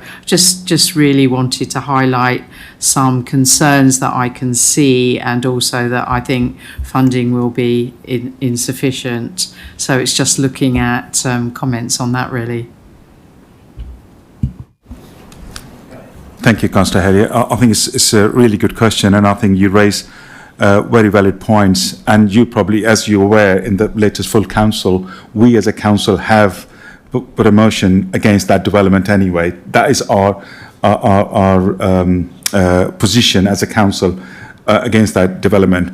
But in terms of that development goes ahead, I think that is probably the question when it goes ahead, how difficult it will be and choking the whole network of roads around that area, which is it's a new development, I believe. But at the minute where we are talking about, I think that will be enough for now. But then the future is always is something you're referring to. I will ask my officers if they want to add something else, but our position is very clear on the Cradle Park development. Yes, just to add to that, the scheme that we've currently got for Three Bridges, obviously based on the existing scenarios, doesn't take Cradle Park into account. You may be aware that currently Mid Sussex District Council's local plan is going through an examination in public, and the Cradle Park site is very much part of that. So technically, has not yet been allocated. If the local plan for Mid Sussex is adopted with it as an allocated site, we would be certainly looking for Section 106 contributions from the Cradle Park site to invest further in Three Bridges Station, because as set out in the council motion, we do feel that that is going to, as you've said, exert additional demand pressures on the station, and we would expect to see further investment commensurate with that new development coming forward. I have to say, having been through the report and had the discussions, there is an intense frustration with other authorities building up to our borders, and then us having to go cap in hand for Section 106 money and SIL money as well. It does feel that, you know, when you've got an arterial commuter route like Three Bridges, that actually we're not necessarily in control of our own destiny, and there's a real frustration. But the efforts that officers are making is really, really appreciated. Are there any other questions from the floor? Anything to come?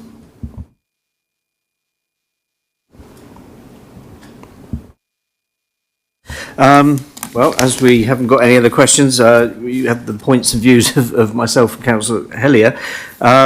Everyone's had the opportunity to speak. I'd like to thank the officers for the answers and for Councillor Nawaz for the report, and move that the Commission notes the report to request the views that have been expressed here during the debate fed back to the Cabinet, but I know they will be heard there as well through the comment sheet.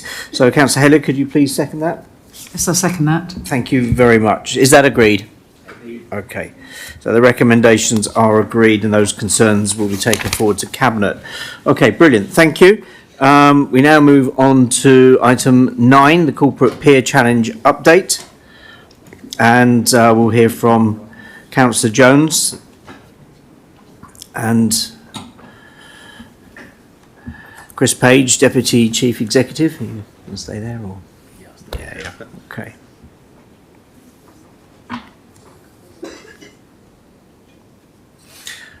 So when you're ready and settled, Councillor Jones, I'll leave you to introduce the report.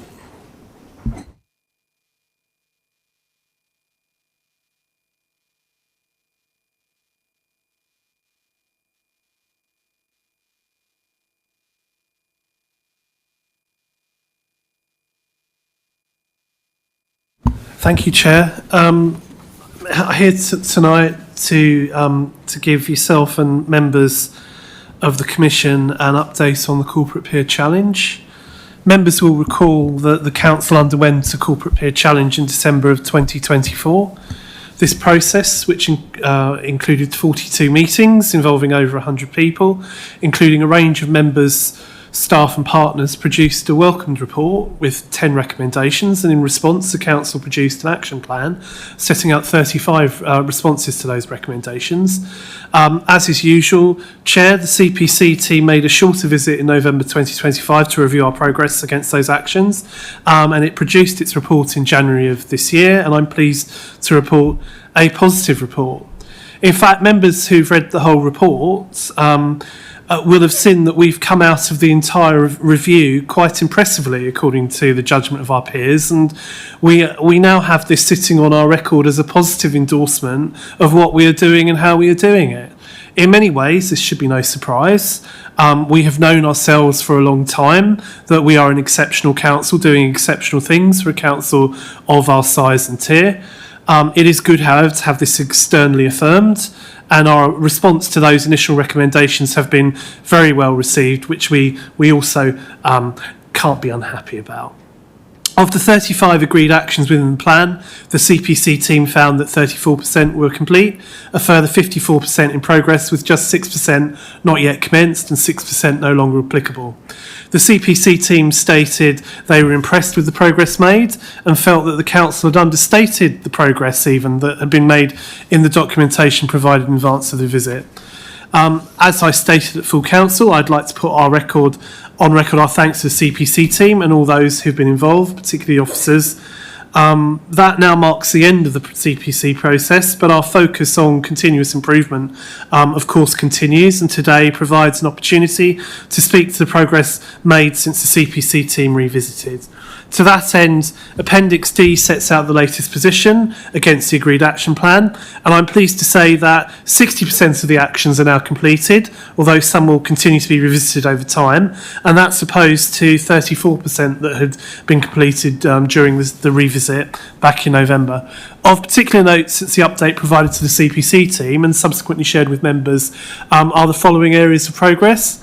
Work is now complete or in progress across all 10 recommendations in the action plan.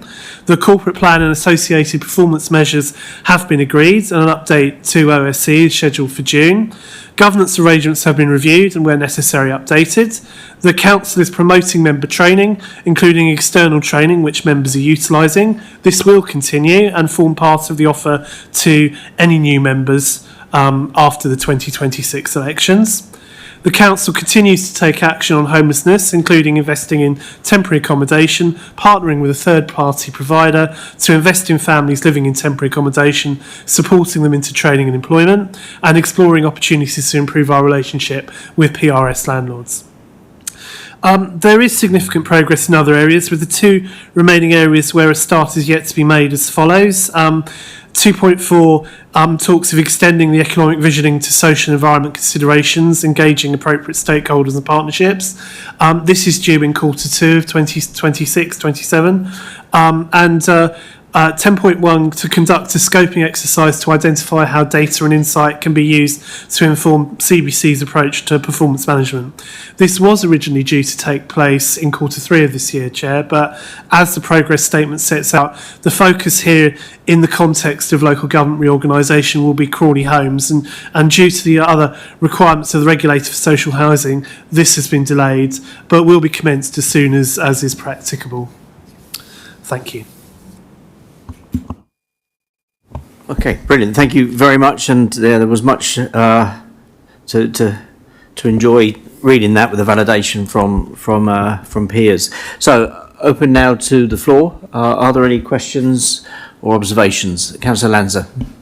Yep. Thank you, Chair, and thanks to the leader for presenting that report. I mean, it is generally very good in the time frame we're talking about, the level of progress made. I just have one comment about the format of the report, and maybe it's unavoidable when dealing with corporate peer challenges, but I do feel that, and I did read the whole report, I do feel that I'm kind of reading the same information 3 times, and sometimes maybe 4 times. It's just something to do with the formatting of the report, I think, and maybe that's prescribed.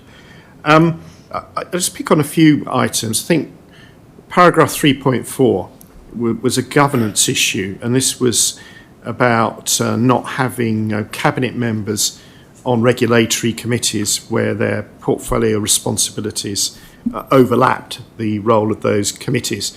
So it would appear now, looking at the membership of the licensing and planning committees, for example, that the cabinet members who might have been on there previously are no longer on there. And I think that's a real improvement to governance, because it avoids any public perception of conflict of interest on major strategic policy decisions, which is surely a good thing.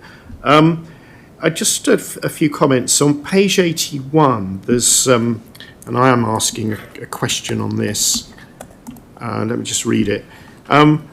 We are actively encouraging downsizing among tenants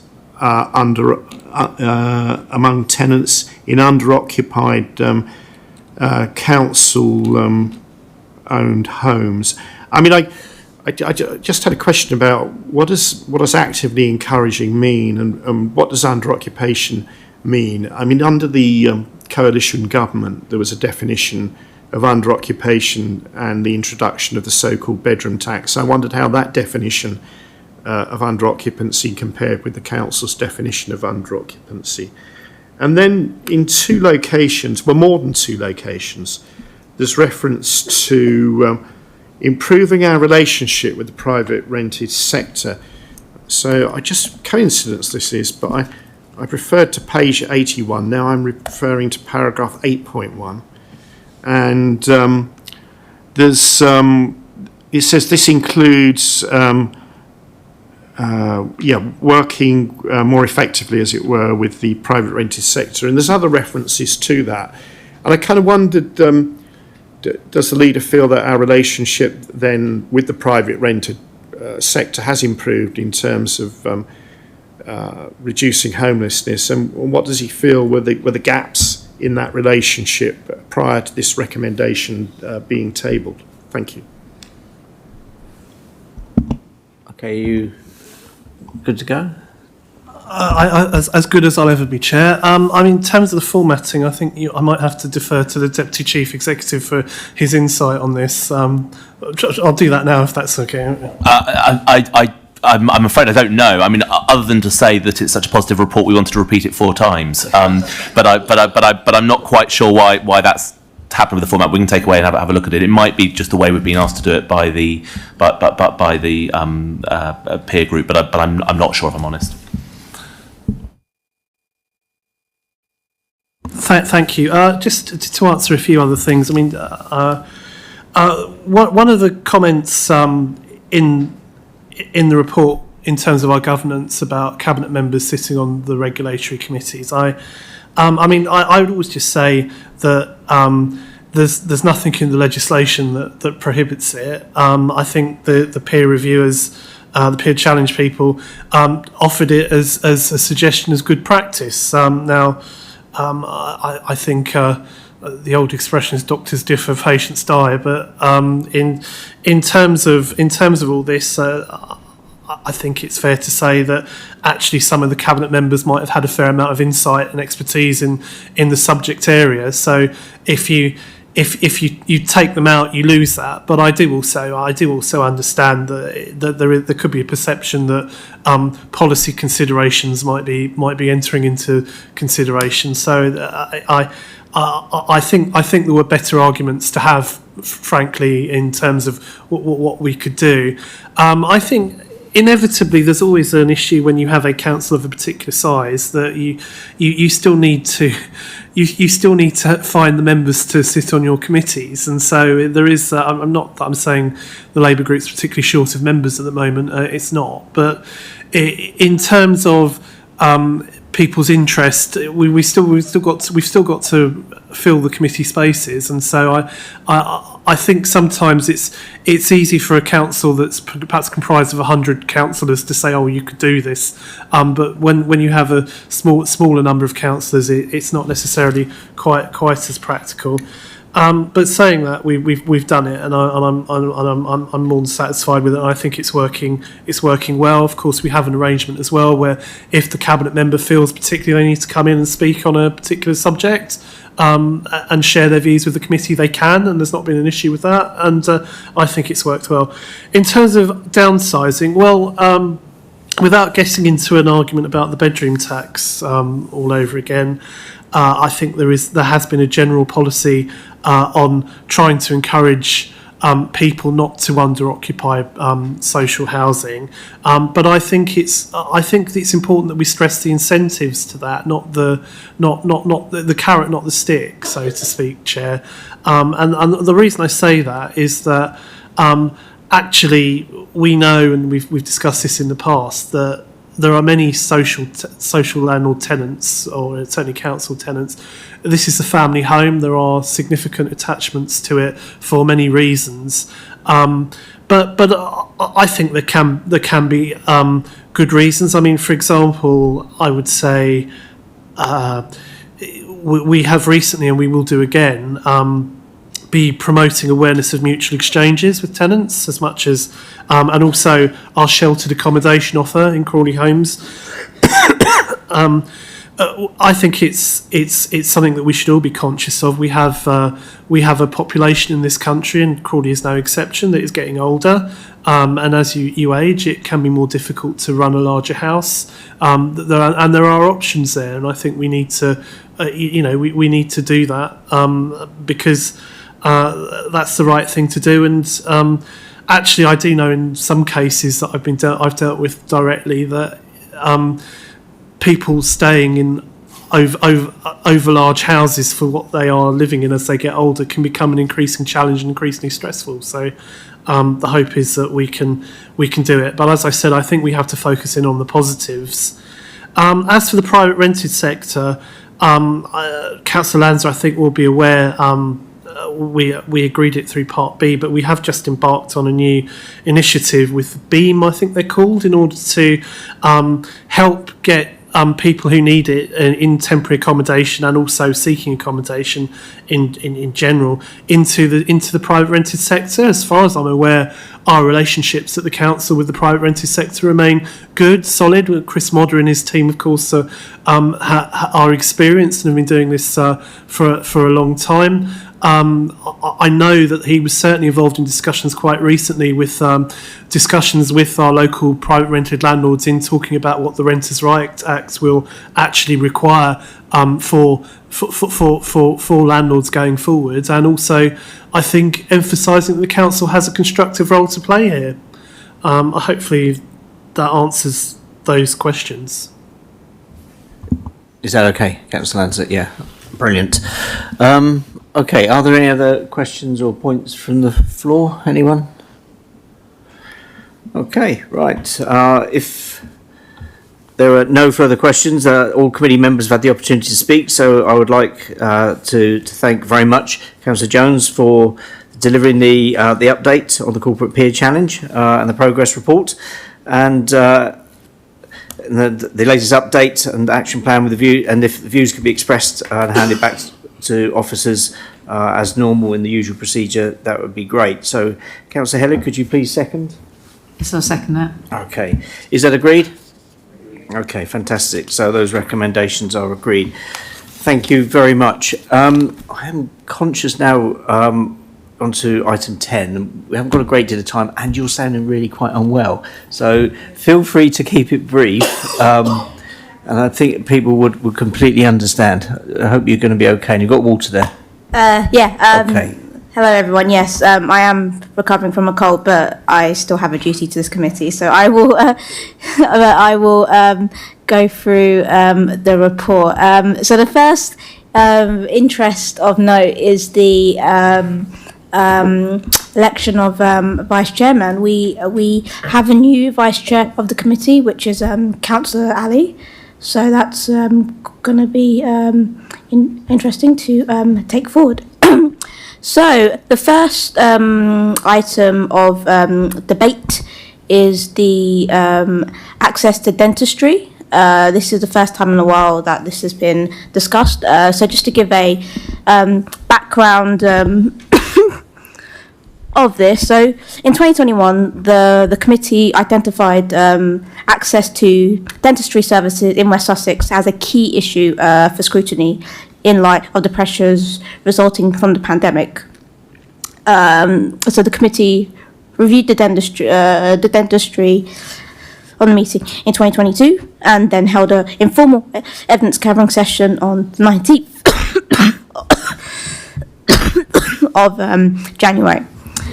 So this was followed by a report to a committee in 2024 and 2025.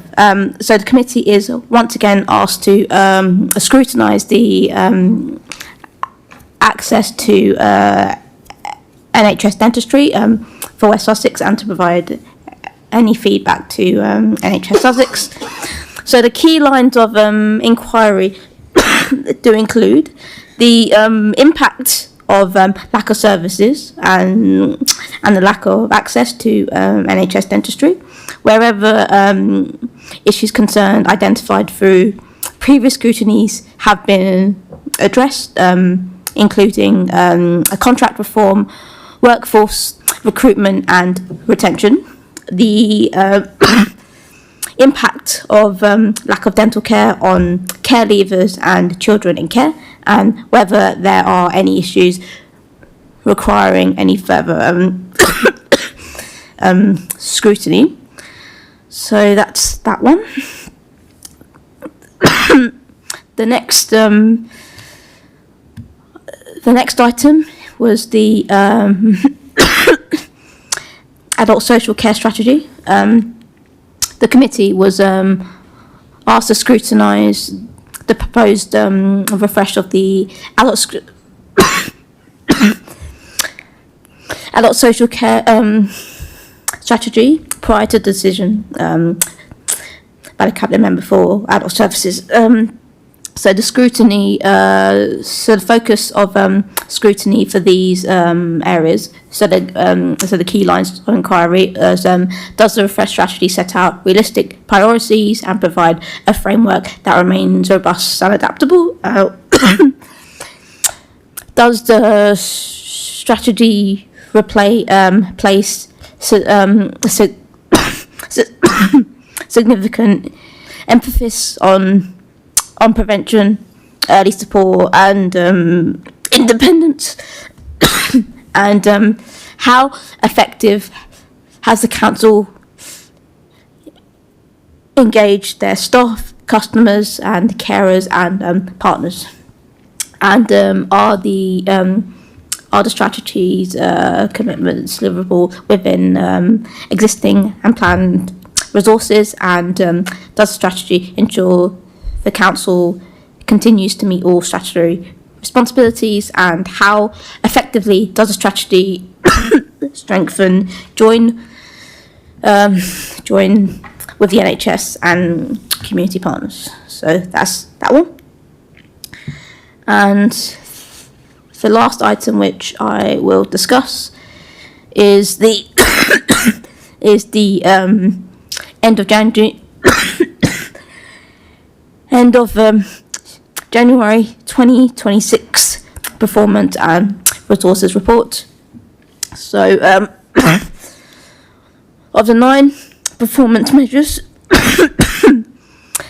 78% are reporting as green, and 11% as amber, and 11% as red, and the number of red rated key performance indicators has decreased since the last quarter, which is quite positive. And that is all I have. So thank you very much. Thank you very much. Are there any questions from members? I feel bad, but I've got one slight one myself. Yeah, go ahead.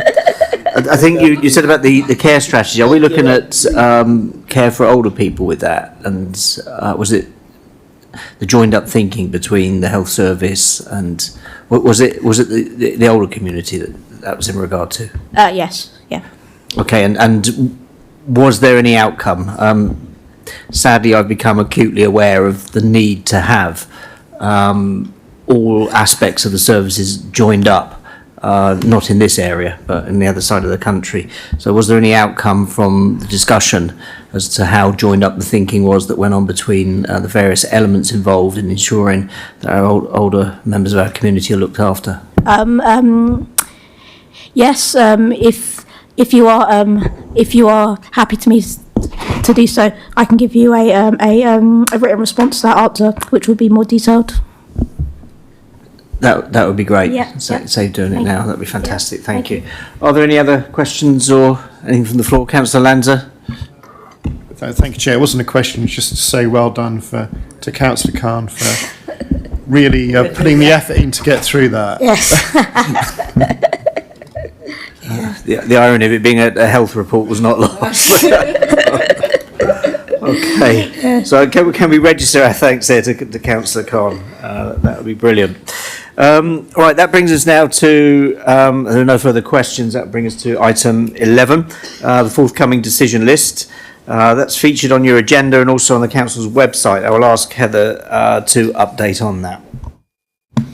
Thank you, Chair. I'll be very brief. I'm conscious of time. So really, this is just for information, as this is the March meeting. So just to say, the first meeting of the Commission will, as usual, have training scheduled. As it's the first meeting, so it'll have training scheduled prior to the first meeting, and then the OSC meeting itself will commence at a later time slot, so the meeting will start later. That's already down for in the calendar. This is standard for the first meeting of the municipal year, and the meeting is due to have the standard staff health and welfare annual update. The items heading to the Cabinet in late June are as documented in the agenda. There's nothing else to add at this stage. The OSC is also due to receive the annual Local Government and Social Care Ombudsman Annual Summary of Complaints, Statistics and Corporate Complaints.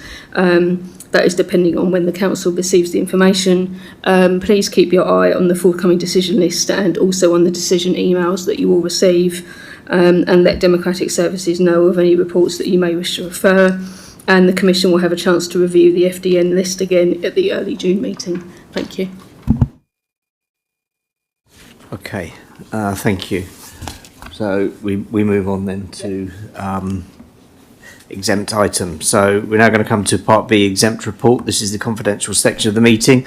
Therefore, under Section 100A(4) of the Local Government Act 1972, the public be excluded from the meeting for the following item of business on the grounds that it involves the likely disclosure of exempt information as defined in Part 1 of Schedule 12A of the Act by virtue of the paragraph specified against the item. The recording and live stream will now finish, so I wish to thank anybody who has been watching. Thank you very much.